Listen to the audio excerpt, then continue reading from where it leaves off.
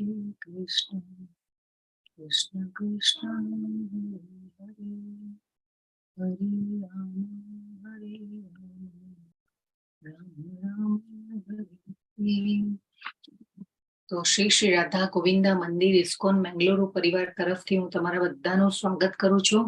બધાને હરે કૃષ્ણ મિતિ પંચાલ માતાજી, મહેશ કપાડિયા પ્રભુ, લક્ષ્મીદાસ પટેલ પ્રભુ, કમલ પ્રભુ, મંદાકિની શાહ માતાજી, તરલ પંડ્યા માતાજી, જિગ્નેશ કુમાર પ્રભુ અને લક્ષ્મણભાઈ સોલંકી માતાજી. હરે કૃષ્ણ બધાને. હરે કૃષ્ણ. હરે કૃષ્ણ. તો મંગલતાને વધાવી અને શરૂઆત કરીએ આપણે.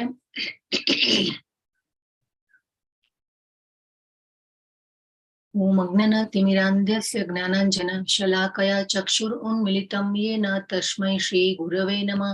શ્રી ચૈતન્ય મનોભીષ્ટં સ્થાપિतं યેન ભૂતલે સ્વયં રૂપ કદા મह्यं દદાતિ સ્વપદાન્તિકં. વંદેહં શ્રી ગુરો શ્રીયુતપદકમલં શ્રી ગુરુन् વૈષ્ણવાંશ્ચ શ્રી રૂપં સાગ્રજાतं સહગણ રઘુનાથાન્વિतं तं સજીવં સાદ્વૈतं સાવધૂतं પરિજન સહિतं કૃષ્ણ ચૈતન્ય દેવં શ્રી રાધા કૃષ્ણ પાદં સહગણ લલિતા શ્રી વિશાખાન્વિતાંશ્ચ.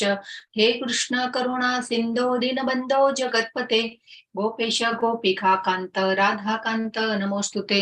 તપ્ત કાંચન ગૌરાંગી રાધે વૃંદાવનેશ્વરી વૃષભાનુસુતે દેવી પ્रणमामि હરિપ્રિયે. વાંછા કલ્પતરુભ્યશ્ચ કૃપા સિંધુભ્ય એવ ચ પતિતાનાં પાવનેભ્યો વૈષ્ણવેભ્યો નમો નમઃ. શ્રી કૃષ્ણ ચૈતન્ય પ્રભુ નિત્યાનંદ શ્રી અદ્વૈત ગદાધર શ્રીવાસાદિ ગૌર ભક્ત વૃંદ. હરે કૃષ્ણ કૃષ્ણ કૃષ્ણ હરે હરે હરે રામ રામ રામ હરે હરે. હરે કૃષ્ણ બધાને. તો આજનો અધ્યાય છે અધ્યાય 6 ધ્યાન યોગ. તો ગઈકાલના અધ્યાયમાં ભગવાને સર્વશ્રેષ્ઠ યોગી કોને કહ્યો? હરે કૃષ્ણ.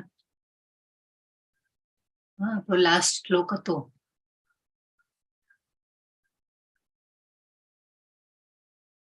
ભગવાનની વ્યાખ્યા યોગીની કઈ હતી? યોગી કોને કહ્યું ભગવાને?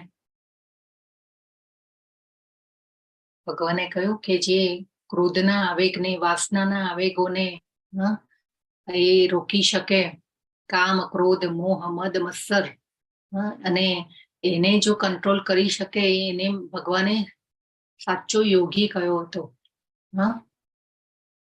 અને બુદ્ધિશાળી લોકો કોને કયા હતા? આપણી બુદ્ધિશાળીની વ્યાખ્યા અલગ હોય છે, બરાબર ને? આપણે ગઈકાલે જાણ્યું હતું. તો ભગવાને બુદ્ધિશાળી લોકો કોને કયા હતા? હરે કૃષ્ણ. ભગવાનની ભક્તિ કરતા હોય. હા, ખૂબ સરસ જિગ્નેશ પ્રભુ. ભગવાનમાં જેનું મન એકાગ્ર હોય એ બુદ્ધિશાળી કયો ભગવાને? કે એ જ જો મન એકાગ્ર રહેશે તો બુદ્ધિ જે છે એ સાચી દિશામાં ચાલશે, નહીં તો પછી બુદ્ધિ આડી અવળી દિશાઓમાં ફંટાશે અને ન કરવાના કામોમાં એકાગ્ર થશે બુદ્ધિ. એવું કહ્યું ભગવાને. અને સંન્યાસની વ્યાખ્યા શું કહી હતી ભગવાને? આપણે કાલે કર્મ સંન્યાસ અને કર્મ યોગ બેઉ સમજ્યા આપણે, બરાબર? તો તમે જ કહો કે ભાઈ કયો સારો? કાલે ભગવાને કહ્યું હતું ને કે ભાઈ કર્મનો ત્યાગ કરવા કરતા ભક્તિયુક્ત કર્મ કરવું વધારે સારું છે, શ્રેષ્ઠ છે, એવું કહ્યું ભગવાને. તો બધું છોડી છાડીને સંન્યાસ લેવાનો સારું કે પછી આપણે આ ગૃહસ્થીમાં રહી અને પછી ભગવાનની ભક્તિ કરતા કરતા આપણે ભગવાનને પામવા એ સારું? ગૃહસ્થીમાં રહીને ભગવાનને પામવા એ સારું. હા, યસ, કર્મયોગ. હા, કર્મયોગ, બરાબર ને? કાલે ભગવાને કર્મયોગ સમજાવ્યો કે આપણે બધા ગૃહસ્થીઓ છીએ અને કળિયુગમાં આપણે એ બધા તપ કરવા જઈ શકવાના નથી. કેમકે આપણે જોયું હતું કે સતયુગમાં એવો ટાઈમ એવો હતો કે પવિત્ર વાતાવરણ હતું, શુદ્ધ વાતાવરણ હતું, લોકો કોઈ ખોટું કામ નહોતા કરતા, ચેતના શુદ્ધ હતી. એટલે જેને કહેવાય ને કે ઘણા વર્ષો સુધી તપ કરી શકતા. અને એવા યજ્ઞો પણ આપણે આહુતિ વાળા યજ્ઞો પણ આજકાલ આપણે કરી નથી શકવાના, કેમ કે એવા શુદ્ધ ઉચ્ચારો વાળા બ્રાહ્મણો નથી મળતા. જે ઔષધિઓ હોય એ નથી મળતી, એવી શુદ્ધ ઘી નથી મળતું, એટલે એ બધું થઈ ન શકે.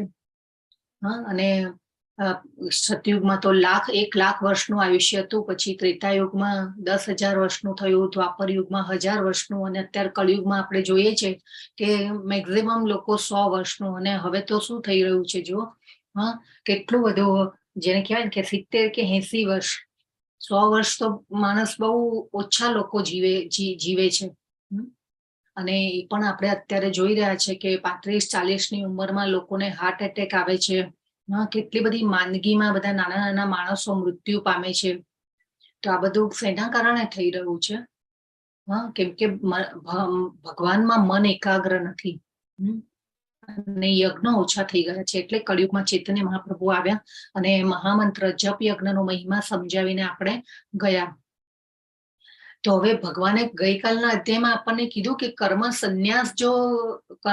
સંન્યાસ એટલે કે કર્મનો ત્યાગ કરવો, એ પણ એક સંન્યાસ લેવો જોઈએ. એટલે જે ઉચ્ચ યોગીઓ જે બધા હોય છે એ આવું તપ અત્યારે પણ આપણે જોઈએ છીએ કે બધા કરતા હોય છે. ધ્યાન યોગ કરતા હોય છે ભગવાનને પામવા માટે, પણ એ બહુ હાયર લેવલ છે, ઉચ્ચ લેવલ છે સંન્યાસનું. પણ પછી ભગવાને આપણને એ પણ સમજાવી દીધું કે ભાઈ સંન્યાસ લઈ અને પછી જો તારી ઇન્દ્રિયોનું જે ચિંતન જે છે તારું ચાલુ રહેશે, મન તારું ત્યાં જઈને પણ કૂદકા મારે, તો એવા ઢોંગી વેડા ન કરવા જોઈએ, ઢોંગીપણું ન કરવું જોઈએ, મિથ્યાચાર ન કરવો જોઈએ. એટલા માટે આજે ભગવાને ધ્યાન યોગ સમજાવ્યો છે કે જે યોગીઓ આવું તપ કરતા હોય તો એના માટે આજે ભગવાને ખૂબ સરસ સમજાવ્યો છે અધ્યાય. આજે પણ ઘણા બધા તમારામાંથી કદાચ કોઈ મેડિટેશનના ક્લાસમાં પણ જતા હશે.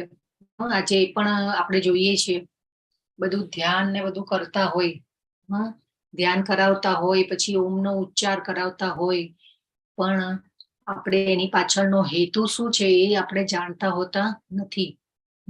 તો આપણે એ જાણવાનું છે આજે કે આજના અધ્યાયમાં ભગવાન શું કહેવા માંગે છે. તો અષ્ટાંગ યોગમાં આગળ વધવું, એ અષ્ટાંગ યોગ આજે ભગવાન સમજાવશે. અષ્ટાંગ યોગના તબક્કા અને મનને કેવી રીતે કાબુમાં રાખવું જોઈએ. અને સપોઝ હવે આપણે ભક્તિ કરીએ તો એ ભક્તિ કરતા કરતા જો એ ભક્તિ અધૂરી રહી ગઈ તો પછી આપણી ગતિ કેવી થાય છે, નવું શરીર જે પ્રાપ્ત થાય એની ગતિ સમજાવી છે ભગવાને આ અધ્યાયમાં. અને ભક્તિ યોગને આ અધ્યાયમાં સર્વોચ્ચ યોગી કયો છે. ભક્તિ યોગ જે કરતો હોય, ભક્તિ યોગમાં જે આગળ વધે એને ભગવાને શ્રેષ્ઠ યોગી કયો છે. તો આજના અધ્યાયનો આપણે તો યોગનો સાચો અર્થ શું છે? યોગમાંથી યોગા થઈ ગયું ને આજકાલ તો આપણે કેટલા એવા યોગાના ક્લાસમાં જતા હોય ને હવે તો ઓલી મેટ જે છે એ પણ ગામે ગામે મળતી થઈ ગઈ. અને આપણે પાછું પ્રાઉડથી આપણે કહીએ પણ ખરા કે અમે તો બહુ સરસ યોગા કર્યા, અડધો કલાક અમે તો રોજ કલાક એના માટે અમે ફાળવીએ છીએ. પણ એની પાછળનો હેતુ શું છે એ આપણે જાણતા નથી હોતા. તો જો હવે આ બિયર યોગા, આજકાલ આવો પણ ટ્રેન્ડ ચાલી રહ્યો છે કે બિયર યોગા, બોલો. હવે પછી આ ગોટ યોગા, ગોટ યોગા, તો આ બધાને શું યોગ કહેવાય? હરે કૃષ્ણ, હરે કૃષ્ણ. અને યોગ કહી શકાય? નહીં. હા, ના કહેવાય, નહીં. હા, ન કહેવાય. બરાબર છે, ખૂબ સરસ કમલ પ્રભુ. તો પહેલાના વૈદિક કાળમાં આજે તપ કરતા ને જે યોગ થતો એ શેના માટે હતો? કે મન અને ઇન્દ્રિયોને કંટ્રોલ કરી શકે. આજે અર્જુનજી કહેશે કે ભાઈ મન તો બહુ ચંચળ છે. આ બધું આપણે આજે જાણીશું. જો આ ઓફિસ યોગમાં અત્યારે પણ એવા ઘણા જેને કહેવાય ને કે કોર્પોરેટ કલ્ચરમાં આવું બધું ચાલી રહ્યું છે કે વચ્ચે ટાઈમ મળે ત્યારે ક્લાયન્ટને કે બધા જે કલીગ બધા હોય એ બધાને યોગા કરાવવામાં આવે છે. આવો પણ એક કોન્સેપ્ટ ચાલી રહ્યો છે. અને આજકાલ તો જાત જાતના yoga, physical and mental health માટેના યોગા, પ્રેગ્નન્સી માટેના યોગા, યોગા ફોર કેડઝેન, યોગા ફોર ચેર યોગા, બોલો, ચેર યોગા. એ પછી ઘણા બધા હવે તો યોગા ચાલી રહ્યા છે. કોન્સેપ્ટ આખો બધાનો જેને કહેવાય ને કે પાવર યોગા પણ હમણાં ચાલે છે. જાત જાતના યોગા. અને લોકો ગાડરિયા પ્રવાહની જેમ ખેંચાઈ અને જતા પણ હોય છે. તો આ ચિત્ર કોનું છે? હા, આ ચિત્રમાં કોણ છે? ખબર છે કોઈને? કોણ છે? આપણે લાસ્ટ પેજમાં પણ ચર્ચા થઈ હતી. યાદ છે કોઈને? નવા પાર્ટિસિપન્ટ્સ માંથી, જૂના પાર્ટિસિપન્ટ્સ માંથી કોઈને? મહેશ પ્રભુ બોલો. નથી યાદ? અષ્ટાંગ યોગ નો સિદ્ધાંત જળવાતો નથી આમાં. હા, ઓકે, ચલો. અને એક તો ફેન્સી વસ્તુ થઈ ગઈ છે યોગા. હા, બરાબર છે, ખૂબ સરસ પ્રભુ. ઓકે, તો આ જે છે ને અમારા ચિત્રમાં દેખાઈ રહ્યો છે એ માણસ કોણ છે? જો કેવો હાડ પિંજર જેવો બની ગયો છે. હા, હાડ પિંજર બની અને તપ કરી રહ્યો છે. પણ ઉપર કોણ દેખાઈ રહ્યું છે અહીંયા તમને? હંસ ઉપર બ્રહ્માજી છે. તો આ હિરણ્યકશિપુ જે પ્રહલાદજી, હોલિકા દહનમાં પ્રહલાદજી જે છે, પ્રહલાદજી ભગવાનના ખૂબ મોટા ભક્ત હતા, બરાબર? એમના પિતા હિરણ્યકશિપુ. હિરણ્યકશિપુ જે છે એટલું બધું તપ કરેલું એ કાળમાં. હા, હિરણ્યકશિપુ એ વૈદિક કાળમાં એટલું બધું તપ કરેલું, પણ એ તપ શેના માટે હતું? કે એને અમર થવું હતું. કે હું અમર થઈ જાઉં તો હું આ બધા જે સુખો જે છે, હા, બધો આનંદ જે છે, હા, એ ભોગવી શકું એના માટે. અને એ પછી આનંદ ભોગવીને પાછું અને રાજ્ય મળે, આટલું બધું રાજ્ય મળે, આખું સમ્રાટપણું મળે, એટલે શું થાય કે સુખોમાં રચ્યા પચ્યા રહેવાનું અને પછી નીચા લોકોને, નાના લોકોને દબાવવાના, માણસોને દબાવવાના, એ પછી જેને કહેવાય ને કે દેવી દેવતાઓને દબાવવા. એવા ઘણા આપણે અસુરોની કથા જોઈ છે શાસ્ત્રોમાં, કે દેવી દેવતાઓની સામે પણ યુદ્ધો છેડ્યા છે, દેવી દેવતાઓને હેરાન કરે. તો આ હિરણ્યકશિપુ એવું હતું, એના માટે એને તપ કરેલું. તો આવું તપ જે છે એ આસુરી વૃત્તિ વાળું તપ કહેવાય. પછી બ્રહ્માજી આવે છે, અને બ્રહ્માજી એને દિવ્ય જળ છાંટે છે અને બોલવાની શક્તિ આપે છે, કે એનાથી બોલી પણ નહોતું શકાતું, એવું તપ કરતો હતો. અને હાડ પિંજર થઈ ગયો હતો. પણ બ્રહ્માજી આવે છે અને પછી બ્રહ્માજી દિવ્ય જળ છાંટીને એને, અને પછી બ્રહ્માજી વરદાન આપે છે. બ્રહ્માજી પાસેથી આટલું, હવે બ્રહ્માજીએ વરદાન આપવું જ પડે એવું સ્થિતિ હતી, કેમ કે આટલું તપ કરેલું. અને પછી દેવી દેવતાઓને હેરાન કરતો હોય છે. અને પછી હિરણ્યકશિપુ કેવી રીતે મરાયો હતો? હરે કૃષ્ણ. હિરણ્યકશિપુને મારવા માટે ભગવાને કયો અવતાર લીધો હતો? હા, નૃસિંહ અવતાર. યસ, ખૂબ સરસ, ઘણા બધા બોલ્યા. તો આ રીતે, તો આ જે તપ હતું ને, આ જે યોગા કર્યા એ શેના માટે? આસુરી વૃત્તિ માટે. આપણે બધા જે અત્યારે યોગા થઈ રહ્યા છે શેના માટે થઈ રહ્યા છે? શારીરિક વૃત્તિ માટે. હા, શારીરિક વૃદ્ધિ માટે. વેઇટ લોસ, પછી શરીરને નિરોગી રાખવું. આ બધા અત્યારે જેને કહેવાય ને કે યોગાની ડેફિનેશન આખી ચેન્જ થઈ ગઈ છે. કે યોગા શેના માટે કરવાના? તો કે ભાઈ અમારે સારા રહીએ અને લાંબુ જીવીએ, સારા યોગા કરીએ, અને પછી કલાક યોગા કરીને પછી આપણે જેને કહેવાય ને કે આહારમાં પણ આપણે એવું તીખું તળેલું બધું ખાતા હોઈએ. આહાર માટે પણ આગળ અધ્યાયમાં ભગવાન સમજાવશે, આપણને ઘણું બધું જ્ઞાન આપ્યું છે ભગવદ્ ગીતામાં. તો એ યોગાનો કોઈ મતલબ રહેતો નથી. યોગાનો મતલબ એટલે કે આપણે જે સોનાની ઈંટ હોય અને એનો આપણે પેપર વેઇટ માટે ઉપયોગ કરતા હોય ને, એવું થઈ ગયું છે આજકાલ. તો આજે છે આ બધા યોગા એ સાચો યોગ નથી, ભગવાન એવું કહી રહે છે. તો પછી અષ્ટાંગ યોગ શું છે ભગવાને આજે અધ્યાયમાં સમજાવ્યું છે.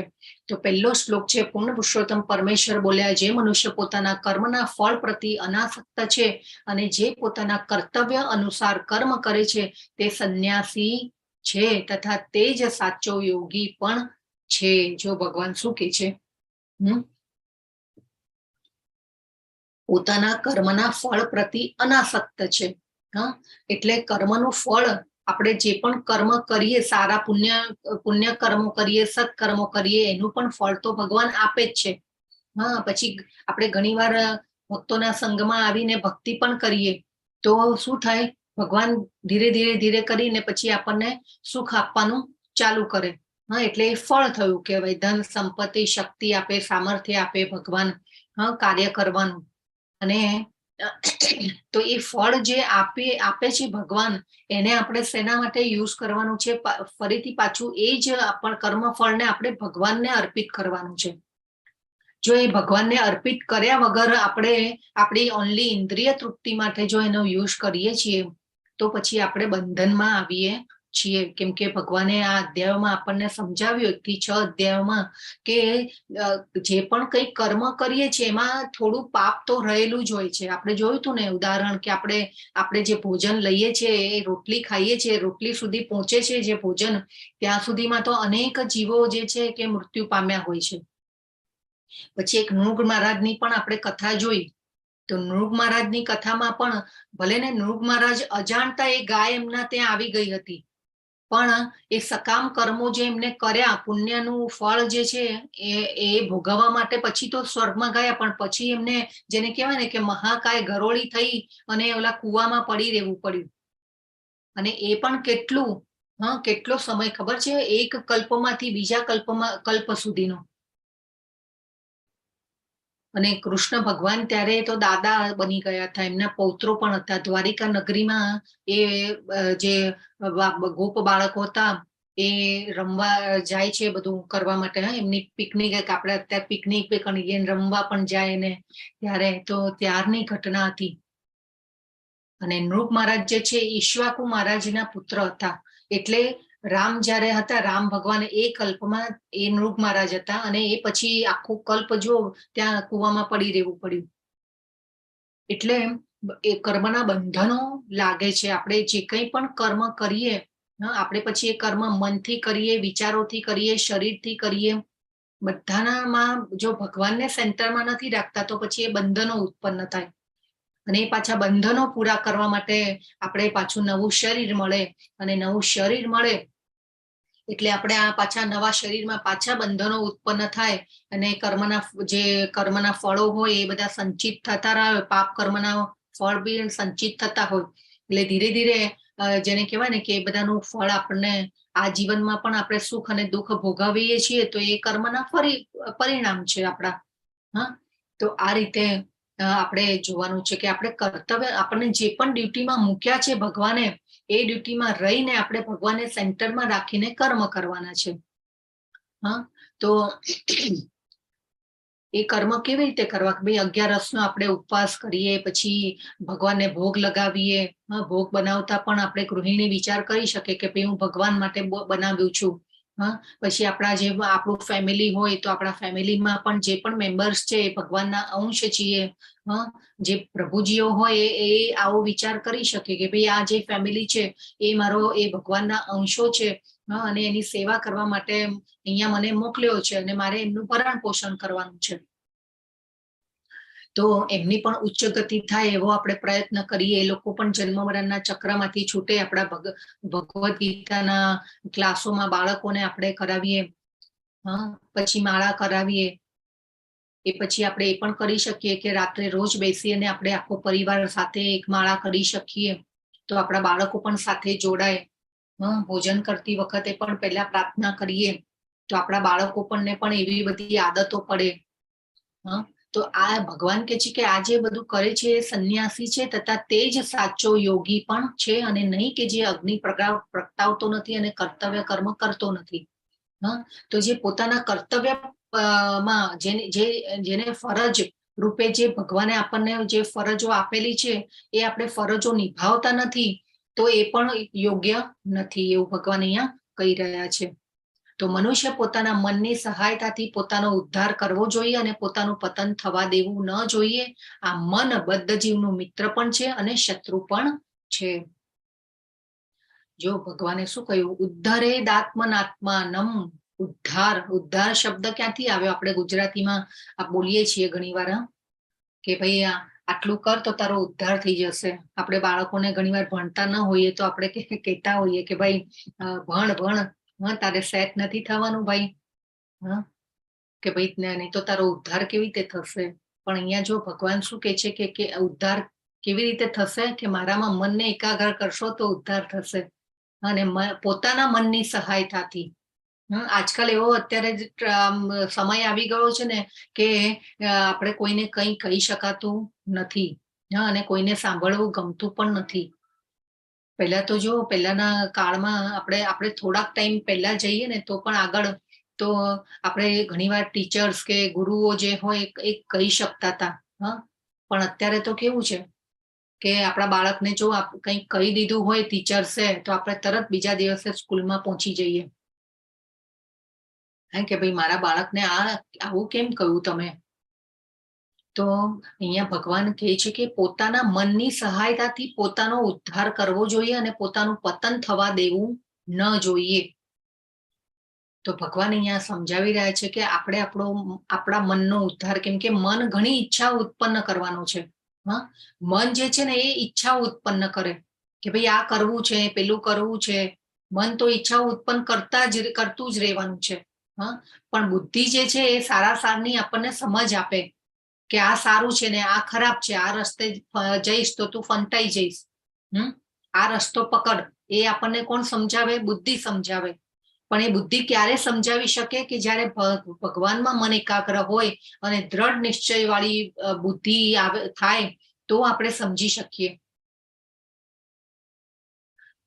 નહીં તો પછી જેને કહેવાય ને કે પડોશીએ ગાડી લીધી, બહુ સારી ગાડી લઈ લીધી, હાયર મોડેલ લીધું, અને પાછું એ થાય કે હા ભાઈ આ પૈસા ક્યાંથી આવે એની પાસેથી લેવાનું. ભાઈ હમણાં તો એ કહેતા હતા કે મારી પાસે પૈસા નથી, ધંધો બરાબર ચાલતો નથી.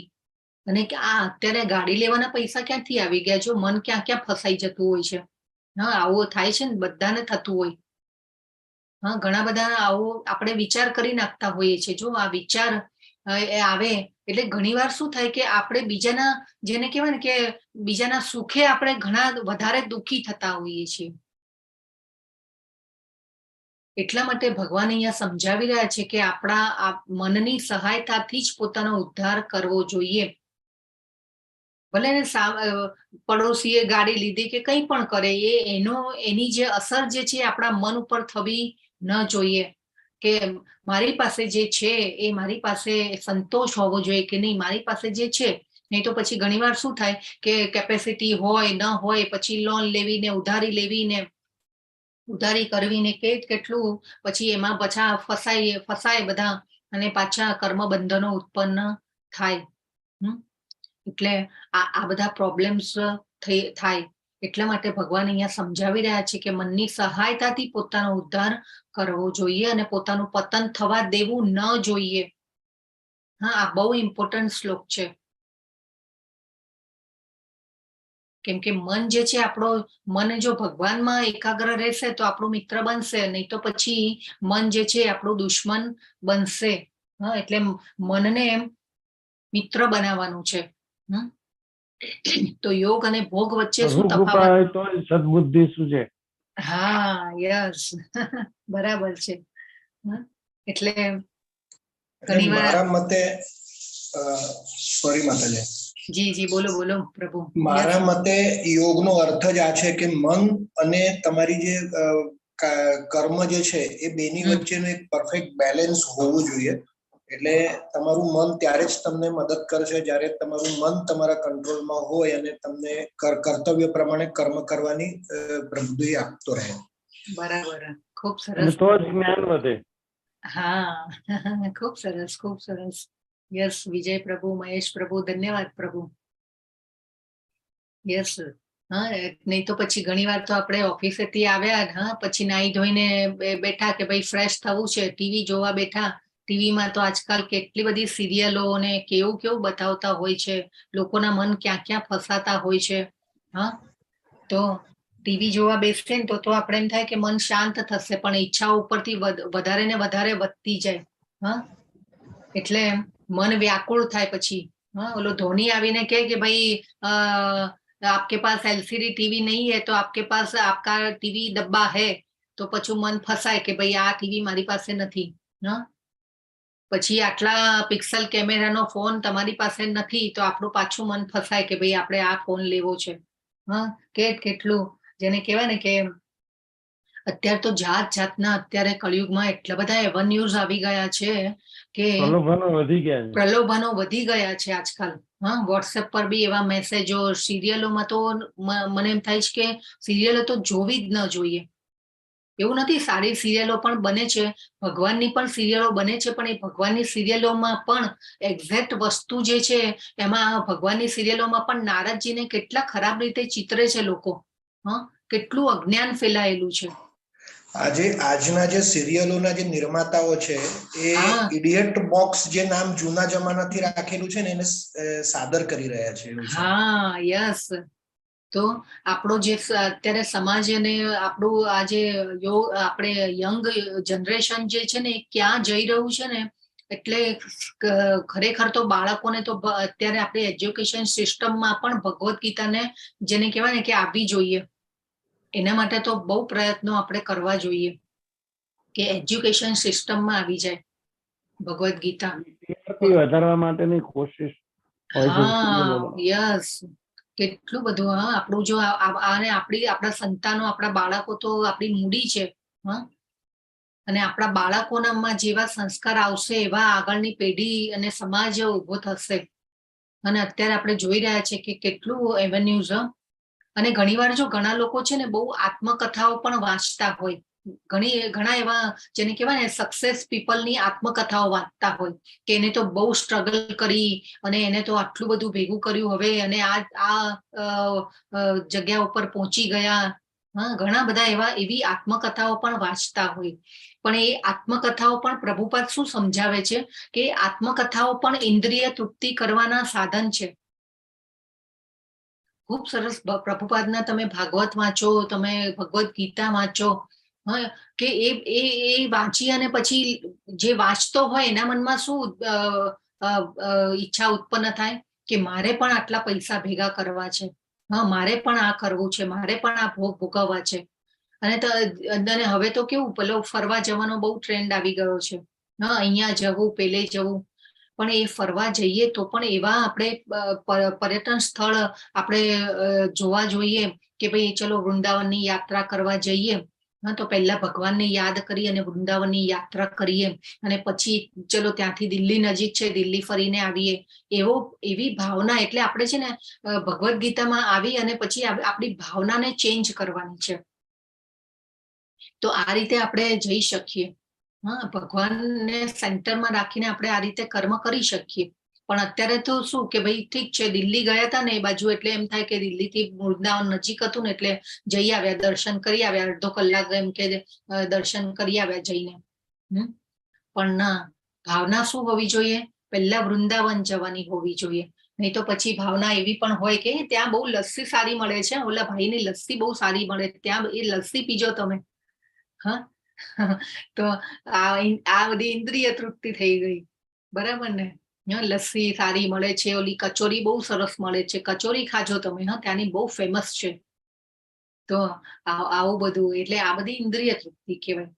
અને મેન એ છે કે આપણે જયારે પણ યાત્રાધામમાં જઈએ ને ત્યારે એ યાત્રાધામની જે કંઈ પણ પરિસ્થિતિ હોય એ પરિસ્થિતિની આપણે જેને કહેવાય ને કે અવગણના ન કરવી જોઈએ ને એના વિશે બોલવું ન જોઈએ. નહીં તો ઘણીવાર ઘણા લોકો શું હોય કે ભાઈ હા, અહીંયા તો બધી બહુ ગટરોનું પાણી ગંદુ ને યાત્રાધામો એટલા ગંદા હોય છે ને, પણ આ બધું જે છે ને આપણે કરીએ છીએ, આ વચનો બોલીએ તો એ વચનો આપણે એ અપરાધ કરી રહ્યા છીએ. તો એ અપરાધ આપણાથી આપણે ન કરવું જોઈએ. રૂપ ગોસ્વામીએ ભક્તિ રસામૃત સિંધુમાં આ બધા જેને કહેવાય ને કે નિયમો સમજાવ્યા છે. તો એ અપરાધ કરીએ છીએ ને તો એ અપરાધમાં પણ આપણને જેને કહેવાય ને કે આ બધા બંધનો છે, બંધનો ઉત્પન્ન થાય. અને પ્રભુપાદ તો ખૂબ સરસ સમજાવે છે કે આપણે નિરર્થક વાતો પણ ન કરવી જોઈએ. આપણે આજકાલ શું થઈ રહ્યું છે, પાનના ગલ્લે, ચાની લારી પર પછી સાંજે બધા સિનિયર સિટીઝન્સ મળે છે. અત્યારે તો એ ટ્રેન્ડ થઈ ગયો છે કે સાંજે જઈ અને પછી ગાર્ડનમાં બેસવાનું, પણ વાતો કઈ કરવાની? એકબીજાની જે માણસ ત્યાં હોય હાજર એની નિંદા ન થતી હોય, પણ જે ગેરહાજર હોય એની પછી ત્યાં નિંદા થતી હોય. એ પછી શેર માર્કેટની વાતો, કઈ કઈ કઈ જાતની વાતો બધી થતી હોય, ક્રિકેટની ને શેર માર્કેટની ને આ બધું. તો પ્રભુપાદ કે છે કે આ બધું કર્યા કરતા જો આપણે ભગવાનમાં મન એકાગ્ર કરીએ, આપણે એ ટાઈમને આપણે ભગવાનના જપ યજ્ઞમાં આપીએ તો આપણો શાશ્વત ફાયદો થવાનો છે. કે જો આ બધું કરશું તો આપણને આપણે જે નવું શરીર મળશે ને એ મનુષ્ય જીવન મળશે, અને એ મનુષ્ય જીવન પાછું મળશે એટલે આપણે ભગવાનની ભક્તિ કરી શકીએ પાછી. નહીં તો કોઈ યોનિમાં આ ઓપ્શન નથી.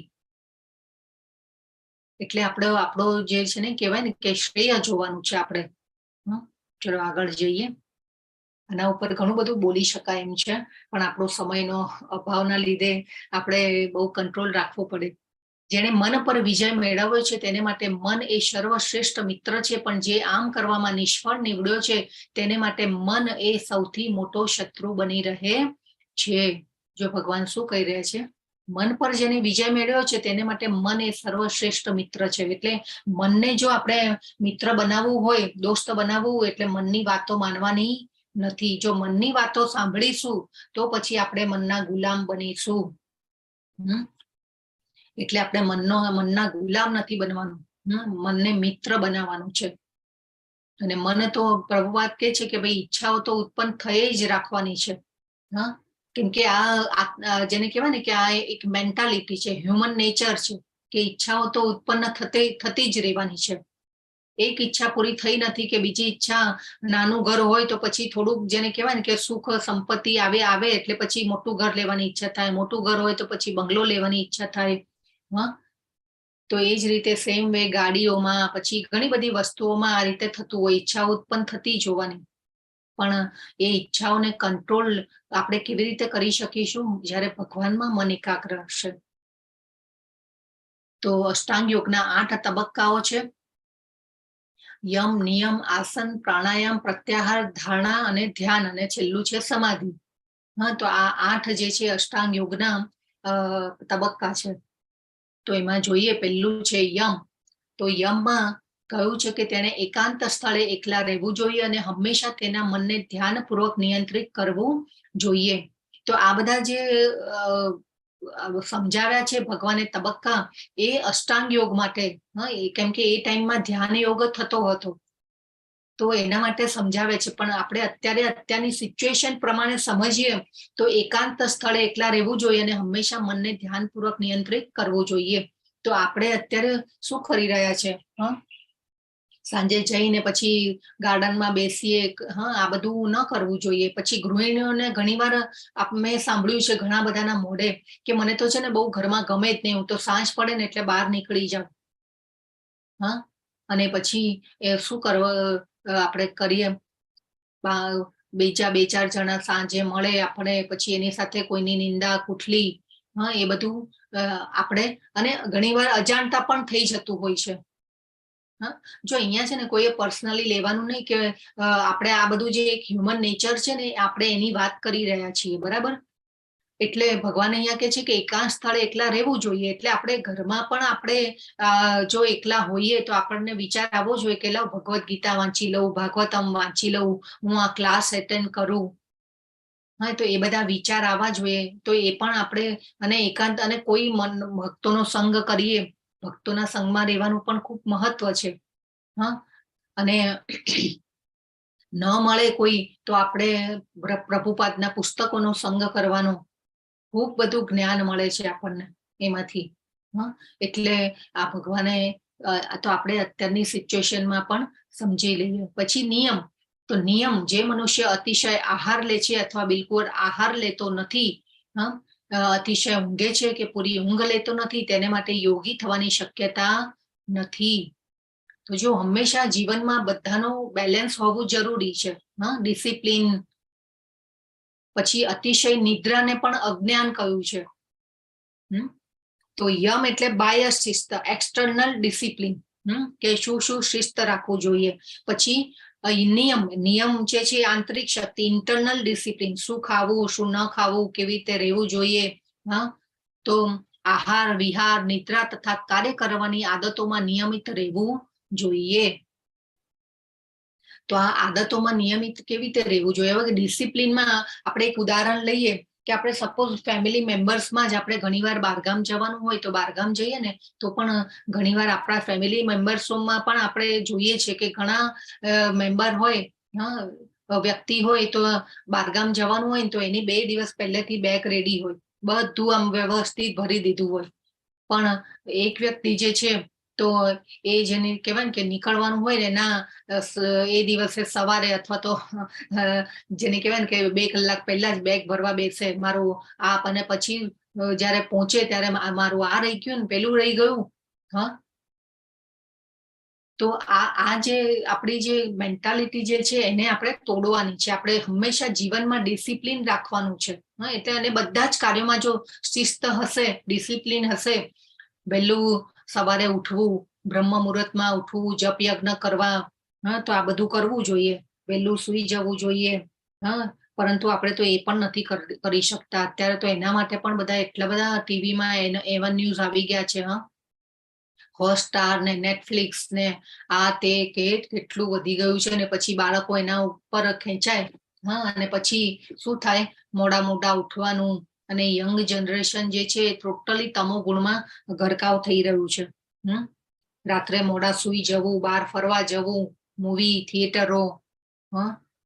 પરંતુ શાસ્ત્રોમાં તો આ બધા નિયમો આપેલા છે કે આપણે કેવી રીતે રહેવું જોઈએ ને કેવી રીતે શું કરવું જોઈએ.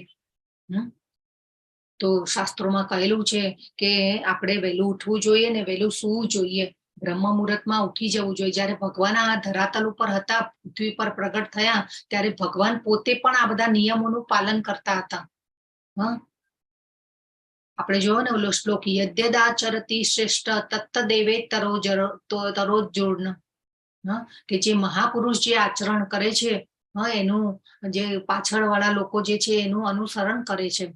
એટલે ભગવાને પણ એ પોતે દાખલારૂપ બન્યા કે આ કરવું જોઈએ. ભગવાન પણ ગુરુકુળમાં શિક્ષા લેવા ગયા. તો આ બધા શાસ્ત્રોના નિયમોને આપણે જેને કહેવાય ને કે એનું પાલન કરવું જોઈએ. તો એ પછી આવે છે આસન. તો આસન માટે ભગવાને સમજાવ્યું છે કે કુશ ઘાસને જમીન પર પાથરવું અને પછી તેને મૃગ ચર્મથી ઢાંકી ઉપર સુંવાળું વસ્ત્ર પાથરવું. આસન બહુ ઊંચું કે એટલે આ જે છે એ વખતે જે ધ્યાન યોગ થતો હતો એના માટે ભગવાને સમજાવેલું છે. પણ આપણે નિયમ જે છે એનું આપણે અત્યારે પણ પાલન કરી શકીએ. તો કળિયુગમાં પોસિબલ નથી. આપણે ઘણીવાર આપણે રૂમમાં બેસીને પણ યોગા કરી લેતા હોઈએ છીએ ને આ બધું જે છે. તો આ યોગાનું જે મહત્વ જે છે એ ભગવાને સમજાવ્યું છે. એ પછી આવે છે આસન, તો આપણે જોયું. એ પછી આવે છે પ્રાણાયામ.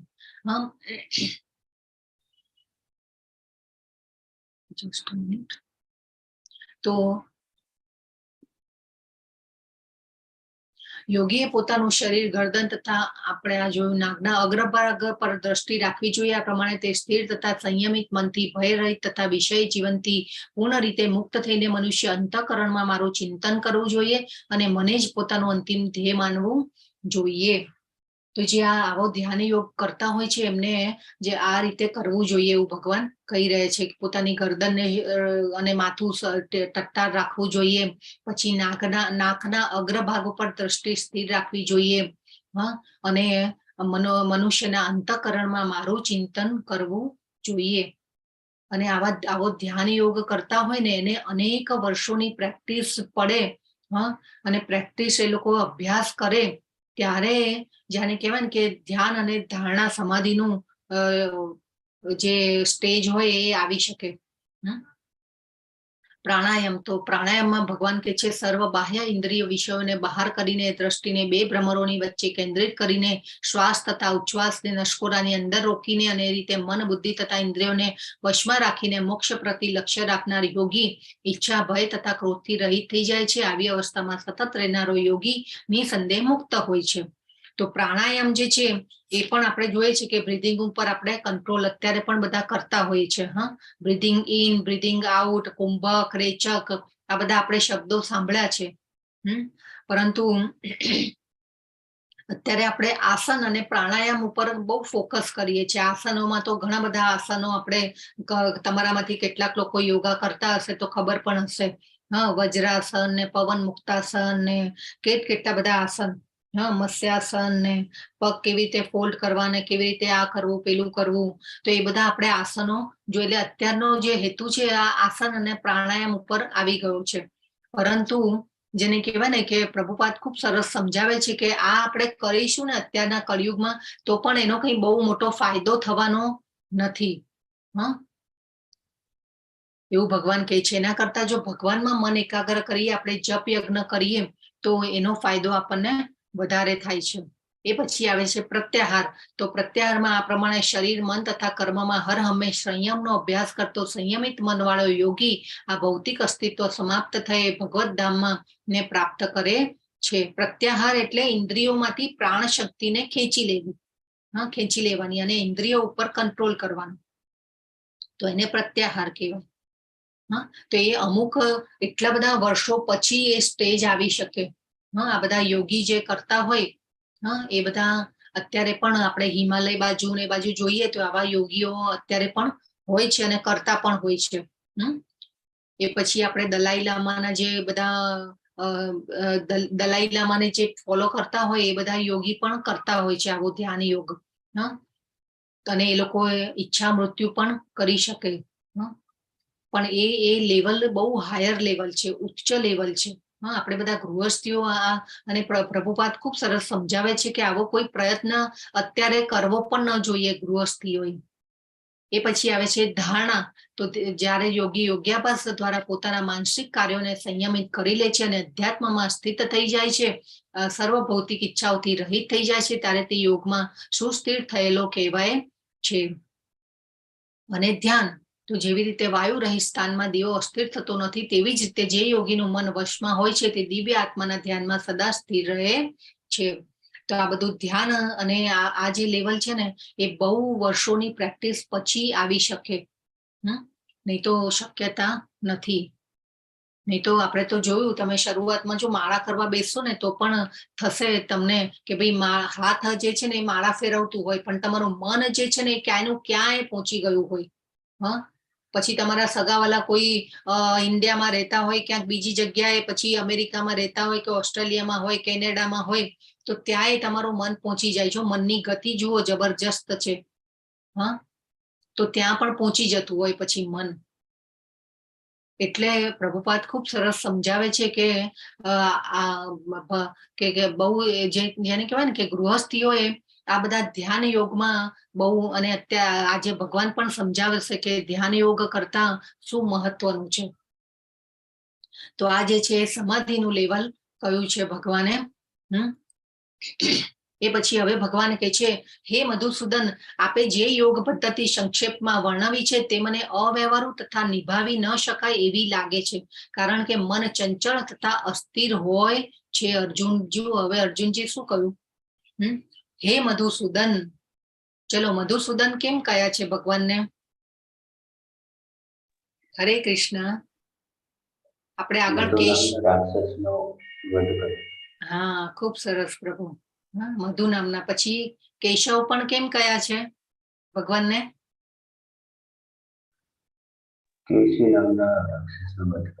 હા, યસ, કેશી દૈત્ય નામના રાક્ષસને નો વધ કરેલો. જો પાછી અર્જુનજીને પ્રશ્ન ઉભો થયો, એટલે જ્યાં જ્યાં હવે જો આ એક કારણ છે, ભગવાનના આવી રીતે નામ આ રીતે બોલાવવાનું પણ એની પાછળનું એક કારણ હોય છે.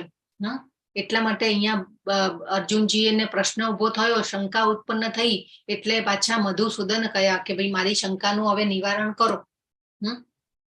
અને શું કહ્યું ભગવાનને કે જે યોગ પદ્ધતિ આપણે સંક્ષેપમાં વર્ણવી છે, અષ્ટાંગ યોગ જે ભગવાને વર્ણવ્યો, એ મને અવ્યવહારુ તથા નિભાવી ન શકાય એવી લાગે છે, કારણ કે મન ચંચળ તથા અસ્થિર હોય છે. તો જો શું કે છે, હવે અર્જુનજી તો દ્વાપર યુગમાં હતા ભગવાનની સાથે, અને એ પણ એ કહે છે કે ભાઈ આ મને અવ્યવહારુ લાગી રહ્યો છે, આ તમે જે અષ્ટાંગ યોગ સમજાવ્યો ને એ. કે મન ચંચળ હોય, આ કરી જ ન શકું હું તો, એવું કે છે અર્જુનજી ભગવાનને. તો આપણે કળિયુગમાં અષ્ટાંગ યોગનો અભ્યાસ કરવો કેમ મુશ્કેલ છે એ સમજાવો. ચાલો, આપણે આવું કરી શકવાના છીએ યોગ, અષ્ટાંગ યોગ? તમારા બધાનું શું કહેવું છે? નહીં, ખૂબ જ અઘરું. કે નથી? હા. ગૃહસ્થાશ્રમમાં રહીને જે આપણે કર્તવ્ય જે છે એ પાર પાડવા બેસો તો પછી આ બધું જ બેલેન્સ કરવું બહુ જ અઘરું છે.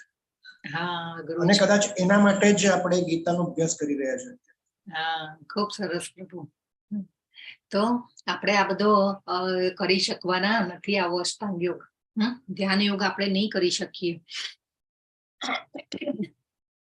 તો જો હવે અર્જુનજી કેટલા ફોકસ હતા, અને દીર્ઘ દ્રષ્ટા હતા, તે છતાં પણ આવું કહી રહ્યા છે.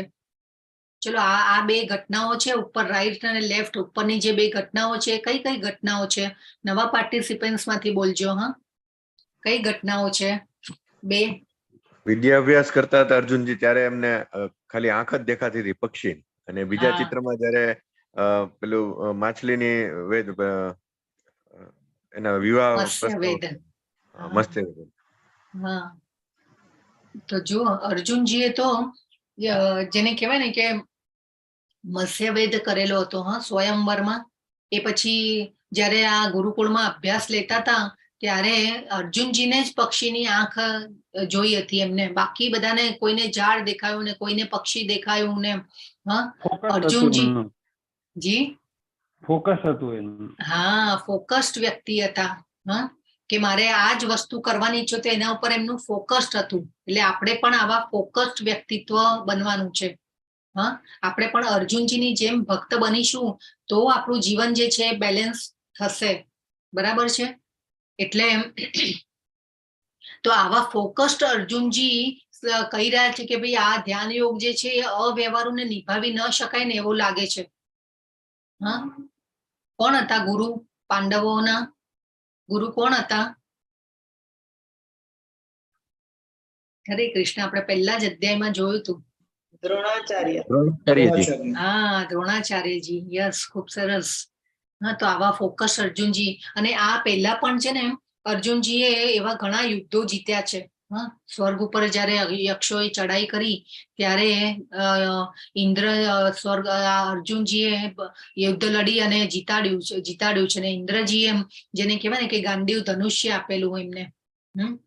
તો એ પછી શંકર ભગવાને પણ અર્જુનજીની પરીક્ષા કરી હતી, એક્ઝામ લેવા આવ્યા હતા અને પશુપશાસ્ત્ર આપેલું છે અર્જુનજીને. ત્યારે પણ જેને કહેવાય ને કે એક સુબર માટે એક ભૂંડ હોય ને, ત્યારે તો એવા ક્ષત્રિયોને એવો અધિકાર હતો કે ભાઈ પાકને નુકસાન કરતું હોય કોઈ, અથવા તો કોઈ જેને કહેવાય ને કે જ્યાં અધર્મ થઈ રહ્યો હોય તો ત્યાં એ ક્ષત્રિય જે હોય એ પ્રજાનું રક્ષણ કરવા વાળી પ્રજા કહેવાય. હા, એટલે એને અધિકાર હતો કે એમ કોઈને મારી પણ શકે. એટલે શિવજી જે છે એ પરીક્ષા કરે છે અર્જુનજીની. હા, કે ભાઈ પહેલા તીર મેં માર્યું, શિવજી કે છે. અર્જુનજી કે છે નહીં, પહેલા તીર મેં માર્યું. અને પછી જેને કહેવાય ને કે મોટું યુદ્ધ થાય છે બે જણ વચ્ચે, શિવજી અને અર્જુનજી વચ્ચે. અને પછી શિવજી ખુશ થઈ અને અર્જુનજી જીતી જાય છે અને યુદ્ધમાં. અને પછી શિવજી પ્રસન્ન થઈ અને અર્જુનજીને પશુપશાસ્ત્ર આપે છે. હા, તો આ રીતે અર્જુનજી આવા હતા, ફોકસ્ડ વ્યક્તિ હતા. તો આપણે પણ આપણા બાળકોને છે ને અર્જુન બનવાનું શીખવાડવાનું છે. ને આજકાલ આપણે બાળકોને પૂછીએ કે ભાઈ તમારા રોલ મોડેલ કોણ છે, તો શાહરુખ ખાન ને સલમાન ખાન. પણ આપણે આપણા બાળકોને અર્જુનજી રોલ મોડેલ અર્જુનજી બનાવવાના છે. હા, આપણે એવા ઘણા બધા વ્યક્તિઓના એવા પ્રભાવમાં આવી જઈએ છીએ, અને પછી એને આપણે ફોલો કરતા હોઈએ છીએ. કે અને આપણે એવી વ્યક્તિઓના પ્રભાવમાં આવીએ કે જે આધ્યાત્મિક પ્રગતિમાં સાવ ઝીરો હોય પાછા. હા, તો આ આપણે ન કરવું જોઈએ. આ બધા ઉપરથી આપણે બોધપાઠ લેવાનું છે. પછી જો નર નારાયણ તરીકે પણ ભગવાનની સાથે અર્જુનજી હતા. જે નારાયણ છે એ ભગવાન છે અને નર જે છે એ અર્જુનજી છે. હા, આ અવતાર જે છે એ ભાગવતમમાં આપેલો છે કે ભગવાનની સાથે અર્જુનજી હંમેશા એમના પાર્ષદ છે, એમની સાથે હોય છે. પછી ચૈતન્ય મહાપ્રભુજી જયારે આવ્યા 500 વર્ષ પહેલા, ત્યારે પણ ભગવાનની સાથે અર્જુનજી હતા. હા, તો આ રીતે અર્જુનજી હંમેશા ભગવાનની સાથે હોય છે. આપણે જાણ્યું ને કે ભગવાન હંમેશા એમના પાર્ષદો સાથે આવે છે, એમના રસાલા સાથે આવે છે. હા, તો આ રીતે નર નારાયણ તરીકે પણ આવ્યા હતા. તો હવે ભગવાનને કહે છે અર્જુનજી કે હે કૃષ્ણ મન ચંચળ ચંચલમ હિ મનઃ કૃષ્ણ પ્રમાથી બલવદ દ્રઢમ તસ્યાહમ નિગ્રહમ મન્યે વાયોરીવ સુદુષ્કરમ. તો ભગવાનને કહે છે કે હું કદાચ વાયુને વશમાં કરી શકું, પણ મનને વશમાં કરવું બહુ અઘરું છે. ભગવાનને કહે છે. જો અર્જુનજી આવા ફોકસ્ડ અર્જુનજી કહી રહ્યા છે કે મનને વશમાં રાખવું એ બહુ અઘરું છે. તો આપણી તો શું વિસાત છે. એટલે પ્રભુપાદ ખાસ સમજાવે છે કે ભગવાનમાં મનને એકાગ્ર કરો. તો આપણે એક જે છે કથા છે ભાગવતમમાં કે ગુરુકુળમાં જયારે આ પાંડવો ભણતા હતા, વિદ્યા લેતા હતા, ત્યારે વંટોળ આવે છે. અને એ વંટોળમાં જેને કહેવાય ને કે ભીમ હોય છે, એ ભીમ જે છે ખૂબ સરસ થાળીમાં જમી રહ્યા હોય છે. બધા પાંડવો જમી રહ્યા હોય છે, અર્જુનજી, ભીમ બધા. અને વંટોળ આવે છે. હવે વંટોળ આવ્યો એટલે પવન ને પછી લાઈટો, તો ત્યારે તો દીવાઓ થતા ને, દીવાઓ બુજાઈ જાય છે ને અંધારું થઈ જાય છે. પરંતુ અર્જુનજી જુએ છે કે જે ભીમ જે છે એ ખૂબ સરસ સારી રીતે જમી રહ્યા હોય છે. અને બીજા બધા જે છે એ થોડા જેને કહેવાય ને કે હલી જાય છે. પરંતુ ભીમ જે છે એ ખૂબ સરસ રીતે જમી રહ્યા હોય છે. તો અર્જુનજીને એમ થાય છે કે ભાઈ આવા વાતાવરણમાં ભીમ કેમ આટલું સારી રીતે એ ખાઈ શકે છે? કેમ કે ભીમની આસક્તિ શેમાં હતી? ખોરાકમાં હતી. આપણે બધાને ખબર છે કે ભીમને કેટલું બધું ખાવા માટે જોઈતું હતું. 10,000 હાથીઓનું બળ હતું એમનામાં. અને એટલા માટે ભીમને વૃકોદર કયા છે. તો આ રીતે એટલે અર્જુનજી જે છે એ રાત્રે અંધારામાં એ કે ભીમ આ જો અંધારામાં આટલું ખાઈ શકે છે સારી રીતે, તો હું અંધારામાં બાણ કેમ ન ચલાવી શકું? અને એ પછી જેને કહેવાય ને કે રાત્રે બધા સુઈ ગયા હોય, એ પછી રાત્રે પોતે રોજ એકલા ઉઠે અને શબ્દભેદી બાણ ચલાવતા શીખે છે અંધારામાં. શબ્દભેદી બાણ. તો આ રીતે એટલે એવા ફોકસ્ડ અર્જુનજી કહી રહ્યા છે કે ભાઈ મનને ચંચળ, મન જે છે ને બહુ ચંચળ છે, એને વશમાં રાખવું અઘરું છે. કદાચ હું વાયુને કંટ્રોલ કરી શકું, ત્યારે તો એવા જેને કહેવાય ને કે મંત્રો બોલી અને વાયુ પણ વશમાં થઈ શકતો, અગ્નિ પ્રગટાવી શકતા હતા. ઘણું બધું થઈ શકતું હતું. એ કાળમાં ચેતના એવી શુદ્ધ હતી, વાતાવરણ શુદ્ધ હતું, એટલે મંત્રો દ્વારા બધું થઈ શકતું હતું. એટલા માટે અર્જુનજી કહે છે કે ભાઈ હું વાયુને વશમાં કરી શકું, પણ જેને કહેવાય ને કે મન જે છે બહુ ચંચળ છે. તો ભગવાન શ્રી કૃષ્ણએ કહ્યું, જો હવે ભગવાન શું જવાબ આપે છે? હે મહાબાહો કુંતી પુત્ર, નિસંદેહ ચંચળ મનને વશ કરવું એ અત્યંત અઘરું છે, પરંતુ યથા યોગ્ય અભ્યાસ તથા વૈરાગ્ય દ્વારા તેને વશ કરવું શક્ય છે. જો અહીંયા ભગવાને અર્જુનજીને મહાબાહો કયા, અને બીજું શું કીધું? કુંતી પુત્ર કહ્યું. કુંતી પુત્ર કેમ કે છે? હરે કૃષ્ણ. કુંતીના પુત્ર છે. હા, બરાબર છે. અને કુંતી માતાને જો ભગવાન રણ મેદાનમાં પણ યાદ કરે છે. શેના માટે કરે છે? કે કુંતી માતાએ જયારે આ યુદ્ધ પૂરું થયું અને ભગવાન દ્વારિકા જવા રવાના થવાના હતા, ત્યારે કુંતી માતાએ કહ્યું કે ભાઈ હવે અમારી પાસે સુખ આવ્યું, આ રાજ્યનું સુખ મળ્યું, ત્યારે તમે અમારી સાથે નથી, પણ દુઃખમાં હંમેશા તમે અમારી સાથે હતા. અમે તમને એટલું યાદ કરતા હતા દુઃખમાં. એટલે કુંતી પુત્ર એટલા માટે કહ્યું કે એ એમની માતાને યાદ કરાવે છે કે તું તારી માતાને યાદ કર, કે એમને દુઃખો માંગેલા હતા. જો રણ મેદાનમાં પણ ભગવાન જે છે કુંતી માતાને યાદ કરે છે. કુંતી માતા આવા અનન્ય ભક્ત હતા. અને હે મહાબાહો કહ્યું જો અર્જુનજીને.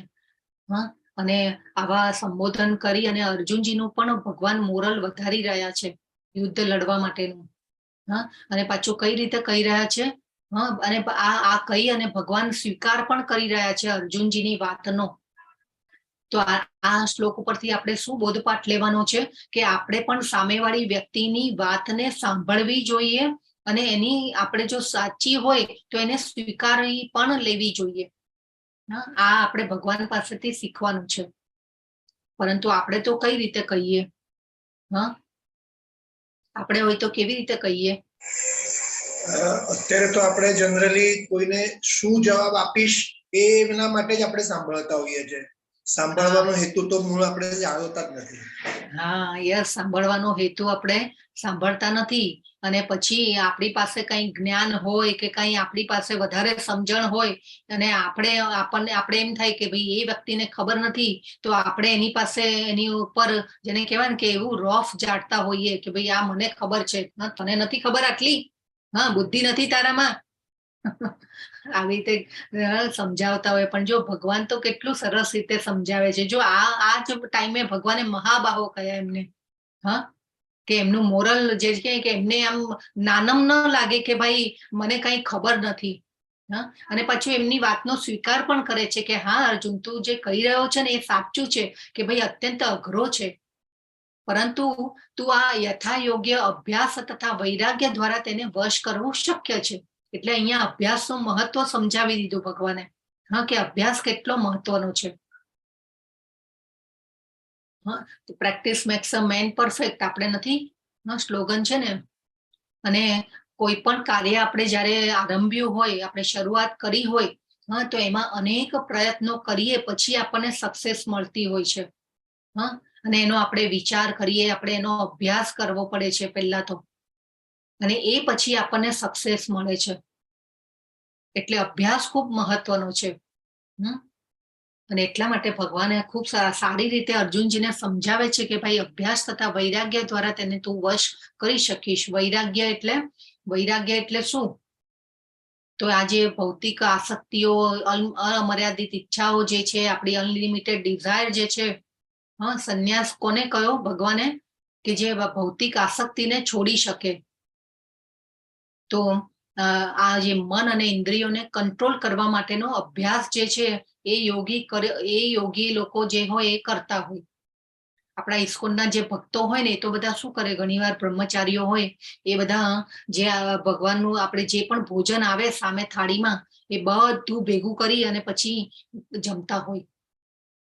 કેમ કે જો એક એક વસ્તુનો ટેસ્ટ એ લે તો એ ટેસ્ટ ઉપર એમનો જેને કહેવાય ને કે આસક્તિ થઈ જાય, અટેચમેન્ટ થઈ જાય, હા, એટલે પછી એ ઈચ્છા કરાવે કે ભાઈ આ મારે બીજી વાર ખાવું છે.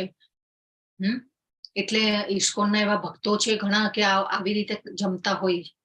આપણને તો ગુલાબ જાંબુ, પછી કચોરી, કેટલા આપણી આસક્તિઓ હોય છે આહારમાં.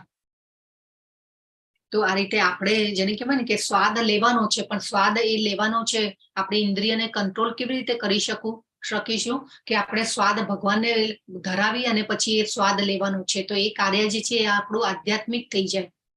આપણે કીધું ને મેં કે ભાઈ ભગવાનને સેન્ટરમાં રાખીને કાર્ય કરીએ તો આપણને બંધન લાગતા નથી. હા, તો આપણે ખાલી આપણી ઇન્દ્રિય તૃપ્તિ માટે જો ભોજન બનાવીએ છીએ તો ભગવાને કીધું ને કે એ પાપ જ ખાય છે. આપણે શ્લોક જોયો તો, કયો શ્લોક હતો? યાદ છે કોઈને? યજ્ઞ શિષ્ટાશિના સંતો, આપણે જોયો એ શ્લોક. હા, ભગવાને કહ્યું હતું કે જે પોતાની ઇન્દ્રિય તૃપ્તિ માટે જ ખાલી ભોજન બનાવે છે એ નિશ્ચિત પાપ જ ખાય છે. હા, આપણે જે યજ્ઞ ચક્ર જોયેલું કે અન્ન વરસાદ થી થાય છે, અન્ન પાકે છે, અને વરસાદ યજ્ઞ કરવાથી થાય છે. તો એમાં એ અધ્યાયમાં આપણે જાણ્યું હતું. તો આ રીતે અભ્યાસ જે છે એ ખૂબ મહત્વનો છે. ભગવાને કહ્યું જે મનુષ્યનું મન અસંયમિત છે તેને આત્મ સાક્ષાત્કાર દુર્લભ હોય છે, પરંતુ જેનું મન સંયમિત છે તથા જે યોગ્ય ઉપાય દ્વારા પ્રયત્ન કરે છે તેને નિશ્ચિતપણે સફળતા પ્રાપ્ત થાય છે. એ મારો અભિપ્રાય છે. ભગવાને જો એમનો અભિપ્રાય આપ્યો કે શું કહ્યું? જે મનુષ્યનું મન અસંયમિત છે તેને આત્મ સાક્ષાત્કાર દુર્લભ હોય છે, પરંતુ મન જેનું મિત્ર છે, એ અને એ યોગ્ય ઉપાય દ્વારા જે પ્રયત્ન કરે છે એ સફળતા પ્રાપ્ત કરી શકે છે, એવું ભગવાન અહીંયા કહી રહ્યા છે. તો હવે અર્જુનજીને પ્રશ્ન થાય છે પાછો, કે ભાઈ જે આ બધા યોગ કરતા હોય, હવે ઘણીવાર આપણે જોયું છે અર્જુન જે કહે છે ભગવાનને કે હે કૃષ્ણ, એ અસફળ યોગીની શી ગતિ થાય છે કે જે શરૂઆતમાં આત્મ સાક્ષાત્કારની પ્રક્રિયાને શ્રદ્ધાપૂર્વક ગ્રહણ કરે છે, પરંતુ પછીથી ભૌતિકતાને કારણે તેમાંથી વિચલિત થઈ જાય છે અને તેના પરિણામ સ્વરૂપ યોગ સિદ્ધિને પામી શકતો નથી. હવે આપણે ઘણીવાર એવા પણ દાખલા જોયા છે કે ભાઈ જે આવા સંન્યાસી બન્યા હોય પણ પછી સંસારમાં પાછા પણ આવતા હોય છે. હા, તો હવે અમુક લેવલની જે કહેવાય કે યોગ સાધના કરી પણ લીધી હોય અને પછી શું થાય કે સંસારમાં આવીને પછી ઘણી એવી સંસ્થાઓ ખોલતા હોય, ધાર્મિક સંસ્થાઓ ખોલતા હોય ને એવું પછી કાર્ય પણ કરતા હોય. તો ઘણીવાર હવે અર્જુનજીને પ્રશ્ન થયો કે આટલી બધી સ્ટેજ સુધી પહોંચી ગયા હોય પણ પછી અસફળ રહે, કેમ કે મન ચંચળ છે. અને ઉચ્છંકલ કહ્યું અર્જુનજીએ મનને. તો એવા લોકોની ગતિ શું થાય એ અર્જુનજી પ્રશ્ન પૂછે. એ બધી આપણા માટે જ પ્રશ્ન પૂછે છે. તો હવે ભગવાન સમજાવી રહ્યા છે. હવે જો આપણે પણ આપણા જીવનમાં જો ભક્તિ કરી હોય અને પછી પણ ભક્તિ જે આપણી અધૂરી રહી ગઈ હોય તો ભગવાન અહીંયા આપણને સમજાવી રહ્યા છે કે અસફળ યોગી પુણ્યાત્મા લોકોના લોકમાં અનેક વર્ષો સુધી સુખ ભોગવ્યા પછી સદાચારી લોકોના અથવા તો ગર્ભ શ્રીમંત લોકોના કુળમાં જન્મ પ્રાપ્ત કરે છે. તો આપણી પણ ભક્તિ અધૂરી રહી ગઈ હોય તો આપણી ભક્તિની રક્ષા કરવા માટે ભગવાન બીજા શરીરમાં એવું શરીર, મનુષ્યનું શરીર આપે, એવા કુળમાં જન્મ આપે કે બહુ આર્થિક જરૂરિયાત માટે આપણે બહુ જેને કહેવાય ને કે મહેનત ન કરવી પડે અને આપણને ભગવાન સુખ આપે. અને આપણે સુખ આપે તો આપણે ભક્તિ કરી શકીએ. નહીં તો માણસ પેટ્યું રડવામાંથી જ ઊંચો ન આવે તો પછી ભક્તિ કેવી રીતે કરે? તો એટલા માટે ભગવાન જે છે આપણને એવા શરીર, એવા કુળમાં જન્મ આપે કે આપણે ભક્તિ કરી શકીએ. પણ પછી જે કહેવાય કે બાળક શું કરે ભગવાનનો, બાળક સુખ આવે એટલે પછી વધારે ને વધારે સુખો ભોગવવાની ઈચ્છા કરે. એટલે આપણે પાછું એ પણ બંધનો ઉત્પન્ન થાય. પણ જો એટલે આ શ્લોક ઉપરથી આપણે શું બોધપાઠ લેવાના છે કે જો ભગવાન જયારે સુખ આપે ત્યારે આપણે ભક્તિ વધારે કરવાની. તો એટલા માટે અને જો આપણે તો આપણા પૂર્વજન્મમાં શું કર્યું છે એ આપણને ખબર નથી. આપણને આ જન્મમાં આવીને આપણને યાદ રહેતું નથી. પણ પરમાત્મા તરીકે આપણા હૃદયમાં ભગવાન બિરાજમાન હોય છે. એમને તો આપણું ટોટલી અકાઉન્ટ ખબર હોય કે આપણે શું કર્યું છે પૂર્વજન્મમાં. એટલે ભગવાન જે છે એ આ જન્મમાં આપણને યાદ અપાવે. ભગવદ ગીતા સાંભળવાના ક્લાસમાં રજીસ્ટ્રેશન કરાવવાની ઈચ્છા કરાવે, ક્લાસ ભરવાની ઈચ્છા કરાવે કે ના મારે જોઈન થવું જ છે, હું 18 અધ્યાય પૂરા કરીશ એવી ઈચ્છા કોણ કરાવે? તમારા શરીરમાં રહેલા પરમાત્મા જે છે એ ઈચ્છા કરાવે તમને. નહીં તો આટલું જે લોકો છે એમાંથી ભગવદ ગીતા જાણવાની જેને ઈચ્છા જ નથી થતી કોઈને. તો એવું કેમ થાય છે? તમે જ લોકો કેમ આટલા અહીંયા છો? અને 7મા અધ્યાયમાં ભગવાન કહેશે કે હજારો લોકોમાંથી કોઈ એક જ મને જાણવાની કોશિશ કરે છે. 41મા શ્લોકમાં ભગવાન કહે છે કે જો દીર્ઘ યોગાભ્યાસ પછી અસફળ રહે તો તે એવા અધ્યાત્મવાદીના કુળમાં જન્મ પામે છે કે જેઓ અતિશય જ્ઞાનવાન હોય છે. ખરેખર આ જગતમાં આવો જન્મ પામવો એ અત્યંત દુર્લભ છે. તો આપણા એનું ઉત્કૃષ્ટ ઉદાહરણ જે છે આપણા શીલા પ્રભુપાદ આવા ઉચ્ચ કુળમાં જન્મ પામ્યા. અને એમના પિતા જે છે એ પણ પોતે ભક્ત હતા અને ભક્તિનું વાતાવરણ મળ્યું. આખું જીવન એમને કૃષ્ણમય આપી દીધું.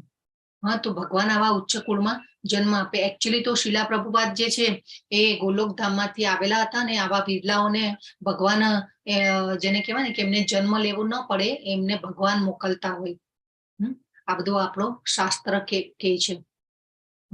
અને જયારે ચૈતન્ય મહાપ્રભુ આવ્યા હતા ત્યારે 500 વર્ષ પહેલા ત્યારે એમને પણ કહ્યું હતું કે થોડા વર્ષો પછી મારો એક સેનાપતિ આવશે અને આ સાયન્સ કૃષ્ણ ભક્તિને ફેલાવશે, કૃષ્ણ કોન્શિયસનેસને ફેલાવશે. એટલે જયારે ભગવાન આવતા નથી, ભગવાન તો આવીને ગયા, કળિયુગમાં જપયજ્ઞનો મહિમા સમજાવીને ગયા, પણ એ પણ ન થયો એટલે જે કહેવાય ને કે એમના સેનાપતિને મોકલ્યા પ્રભુપાદને. તો આ રીતે ઉચ્ચ કુળમાં જન્મ આપે ભગવાન તો આપણે કાર્ય કરી શકીએ. સર્વ યોગીઓમાં અને મનુષ્ય શરીર આપી અને આપણે ભગવાન કહે છે કે બહુ નામ જન્મ નામ અંતે જ્ઞાનવાન મામ પ્રપદ્યતે. અનેક જન્મો પછી આપણે જેને કહેવાય ને કે જ્ઞાન થાય આપણને, અને પછી આપણે ભગવાનને શરણાગત થઈ શકીએ એવું ભગવાન કહે છે. એટલે આપણે કેટલા જન્મો પાર કરીને આપણે આ જન્મમાં આવ્યા છીએ અને ભગવદ્ ગીતા જાણવાની ઈચ્છા થઈ છે એ આપણને નથી ખબર, એ ભગવાનને ખબર છે. એટલે આપણે જાગી જવાની જરૂર છે.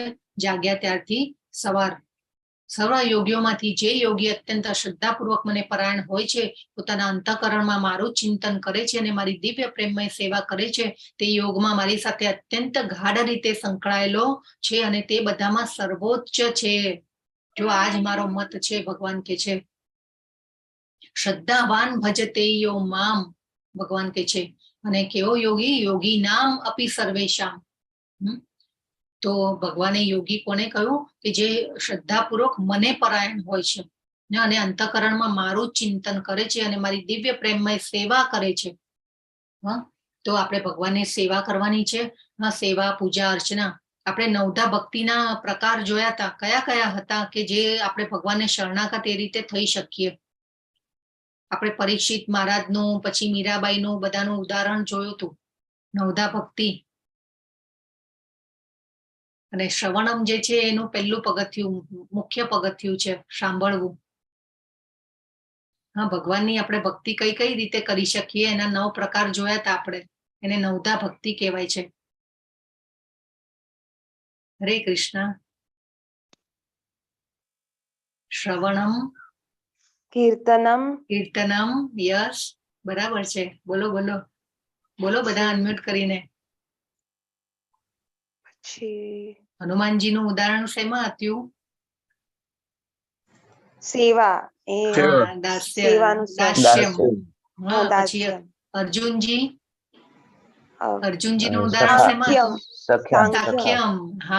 સાખ્યમ. યસ, ખૂબ સરસ. બધા ખૂબ સરસ જવાબો આપી રહ્યા છો. પછી પાદ સેવનમ. પાદ સેવનમ. લક્ષ્મીજીનું ઉદાહરણ હતું એમાં. બરાબર છે. અને આત્મનિવેદનમાં કોણ હતું?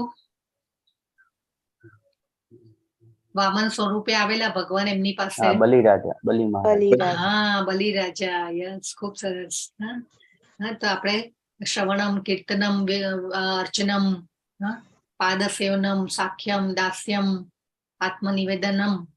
અને આ શ્લોક જે છે ને એ પ્રહલાદજીએ હિરણ્યકશિપુને સંભળાવેલો હતો. ભાગવતમમાં વર્ણન છે. તો આ રીતે આપણે ભગવાનને શરણાગત થવું જોઈએ. તો મહાન યોગી કોણ છે? નારદજી. નારદજીએ અકર્મ કર્યા. એને એવા કર્મો કર્યા કે ભગવાનને, જેને કહેવાય ને કે ભગવાનના ધામમાં પણ એ ક્યાંય પણ કોઈ પણ લોકમાં ફરી શકે છે. અહીંયાથી પહેલેથી ત્યાં. એમને એવો અધિકાર છે, ભગવાને આપેલો છે. અને ભક્ત અવતાર છે ભગવાનનો. ખૂબ ભક્તિ કરી છે. એટલે મહાન યોગી છે નારદજી. નારદજી જયારે આ 16,108 મહેલો બનાવ્યા હતા ભગવાને દ્વારિકામાં, તો ભગવાનને નારદજી જે છે એ નારદજી ભગવાનને મળવા જાય છે. ત્યારે 16,108 મહેલોની મુલાકાત લે છે. એમાં દરેક મહેલમાં ભગવાને એમનો પોતાનો વિસ્તાર કરી અને એક એક રાણીની સાથે પોતે રહ્યા છે, અલગ વિસ્તાર કરીને.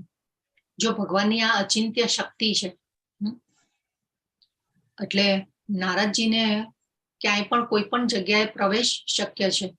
પછી જયારે અમેરિકામાં પ્રભુપાદ પણ હતા, ત્યારે પ્રભુપાદ પણ જયારે કીર્તન એવું કરાવતા, ત્યારે પ્રભુપાદ એમના, અને કીર્તન એટલું બધું સરસ થઈ રહ્યું હતું, તો ત્યારે પ્રભુપાદ એમના એક શિષ્યને કહે છે કે ભાઈ અહીંયા બાજુમાં આસન મૂક તું.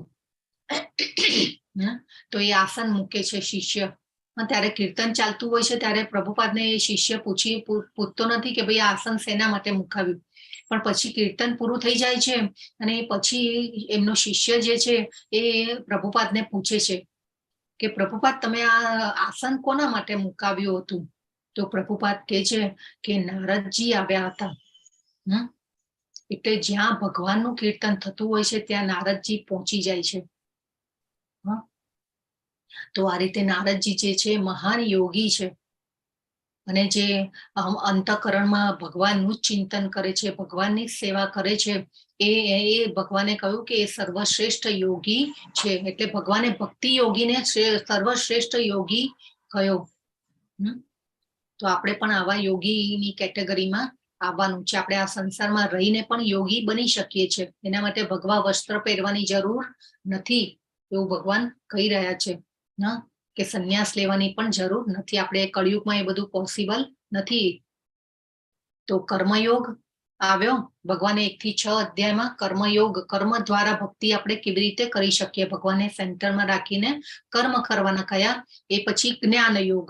હા, તો જ્ઞાન આપણે ભગવદ્ ગીતાનું જ્ઞાન જે છે અત્યારે આપણી પાસે ઉપનિષદો, પુરાણો, 108 ઉપનિષદો, 18 પછી 4 વેદો, 18 પુરાણો, કેટલું છે આપણી પાસે. પણ એ બધું વાંચવાનો આપણી પાસે ટાઈમ નથી. પણ આપણે ભગવદ્ ગીતા જે છે એ બધા જ વેદોનો સાર છે. હા, એટલે જ્ઞાન થયું કહેવાય. આપણે જ્ઞાન યોગમાં પણ આપણે આગળ વધવાનું છે. પણ એ જ્ઞાન યોગ કરતા પણ જો નીચે કર્મયોગ છે, કર્મયોગ કરતા શ્રેષ્ઠ જ્ઞાન યોગ, જ્ઞાન યોગ કરતા અષ્ટાંગ યોગ, અને સૌથી શ્રેષ્ઠ ભગવાને કયો ભક્તિ યોગ છે. એટલે આપણે જે ભગવાનને ભોગ લગાવીએ, પછી ભગવાનની સેવા, પૂજા, અર્ચના કરીએ, હા, મહામંત્રા જપ યજ્ઞ કરીએ, તો એ ભક્તિ યોગ થયો કહેવાય. અને એને ભગવાને શ્રેષ્ઠ કહ્યો.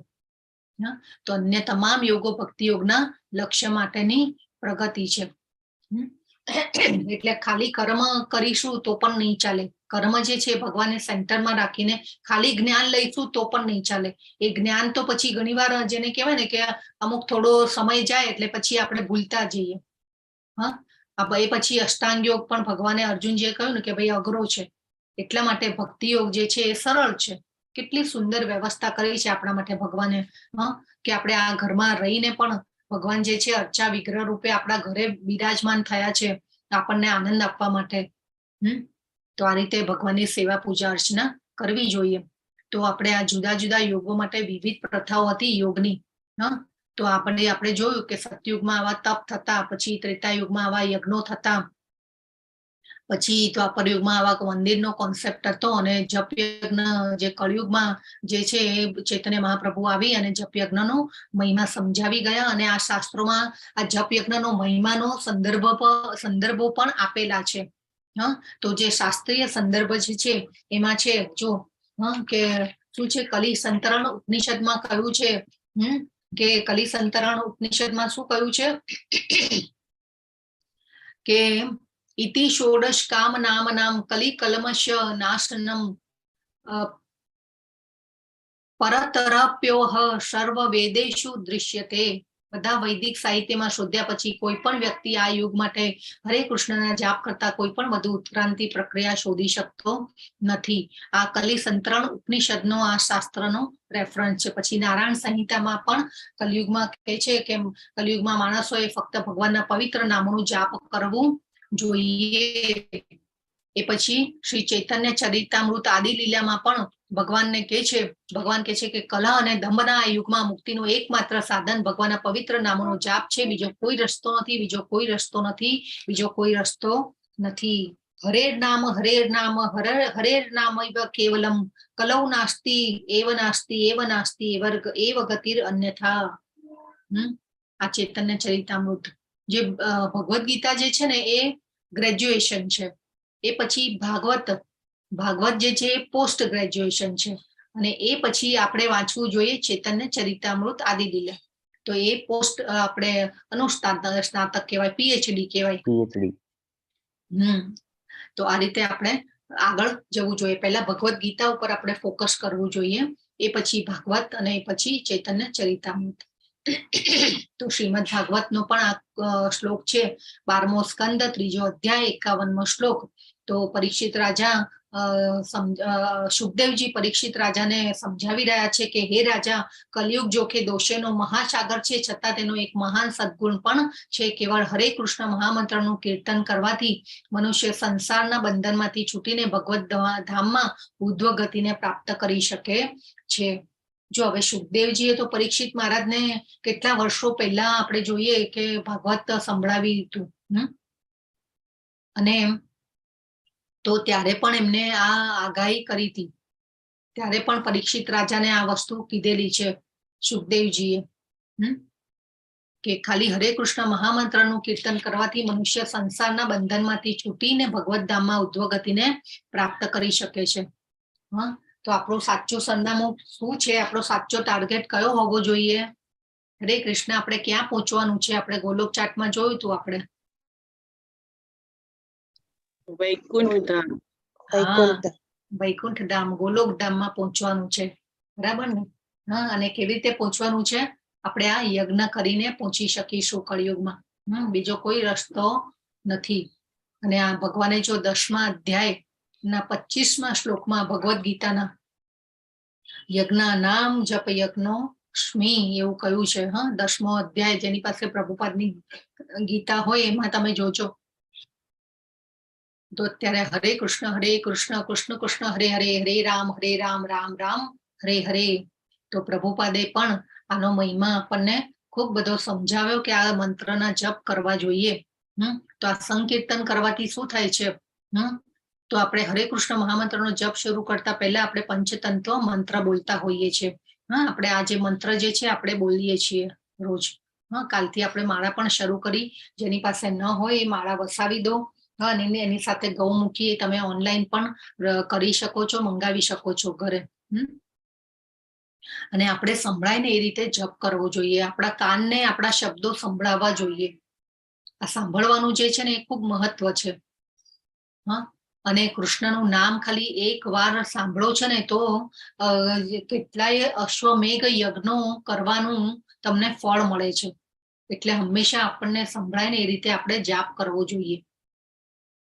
અને દરેક નામનું સ્પષ્ટ ઉચ્ચારણ કરવું જોઈએ. પછી રામ રામ રામ કરતા મરા મરા મરા ન થવું જોઈએ.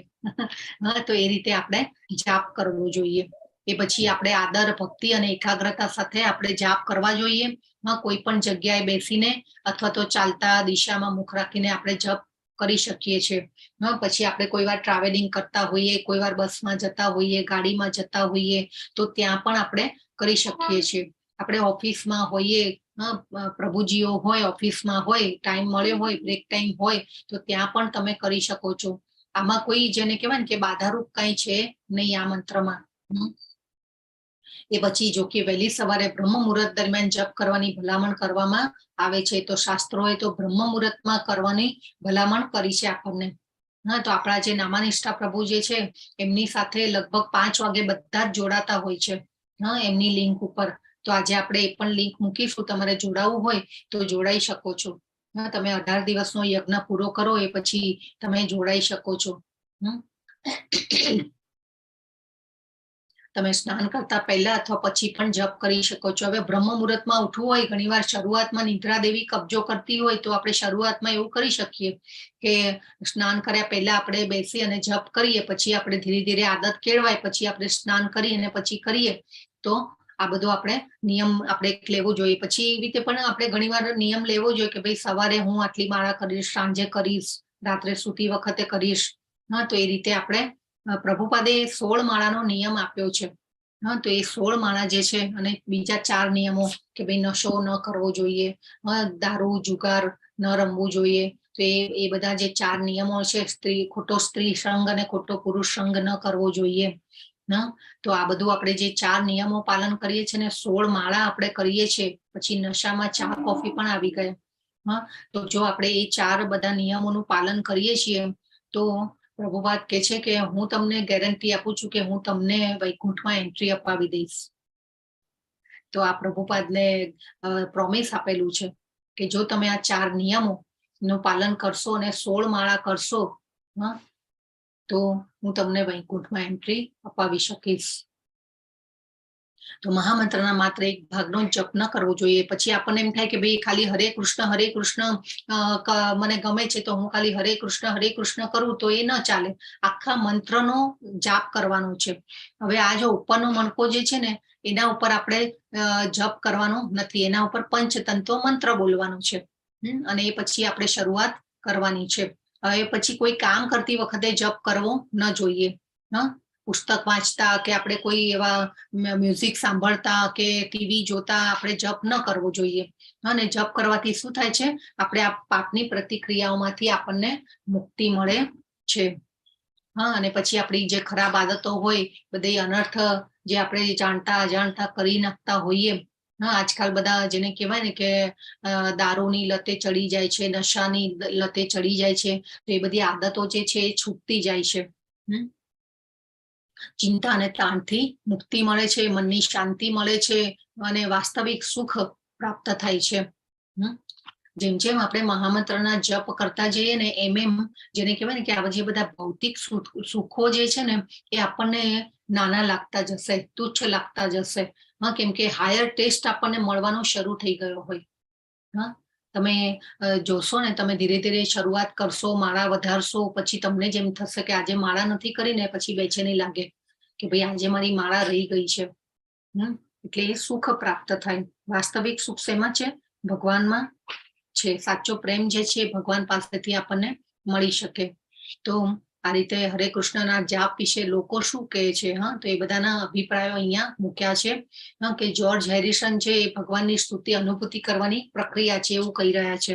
એ મોટો મ્યુઝિશિયન છે અત્યારે યુરોપ કન્ટ્રીના. આઈ થિંક તો જયારે મેં હરે કૃષ્ણનો જાપ કરવાનું શરૂ કર્યું ત્યારે મારા માટે બધું જ થવા લાગ્યું.